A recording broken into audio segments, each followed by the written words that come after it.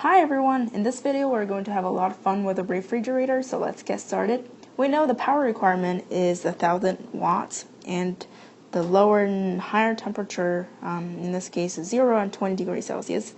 And we're asked to draw a diagram for this refrigerator showing the heat and workflows as well as the two temperature reservoirs.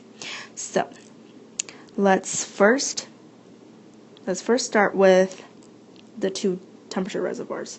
So of course we're going to have a high temperature reservoir that is 20 degrees Celsius, and we're also going to have a lower temperature reservoir. It's 0 degrees Celsius. More importantly, we have our power input. W dot is 1000 watts, and our fridge is in the middle. So this process essentially uses the work to extract heat from the lower temperature reservoir and output it into the higher temperature reservoir. Okay? So that is part A. Easy peasy. Now moving on to part B. What is the maximum coefficient performance that you could achieve with this refrigerator? So COP max. That is also known as the Carnot COP, which is associated with the low and high temperatures. So it's 1 over TH over TL minus 1. But be very careful, the unit here is Kelvin instead of degrees Celsius. So we're going to convert these two numbers into Kelvin. So this is going to be 173.15 K, and this 20 degrees Celsius is 293.15 K. So we're going to plug these two numbers into our equation, which is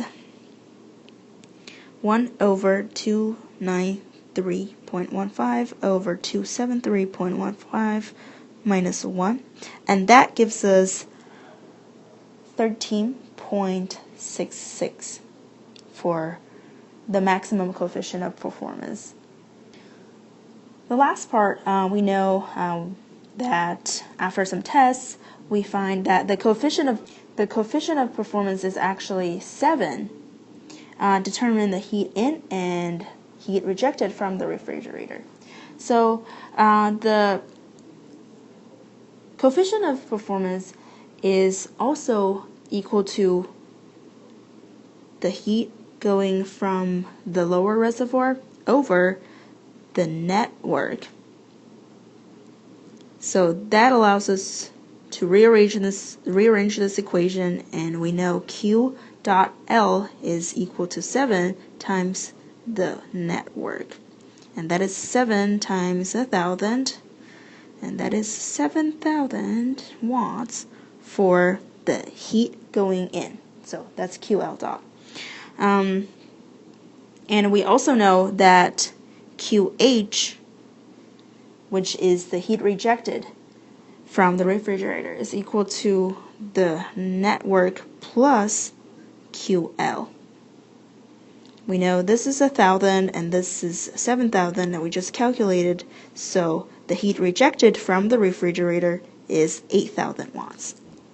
Alright, so I think this is the end of the video, and I hope you enjoy it. Please let me know if you have any questions. Thank you.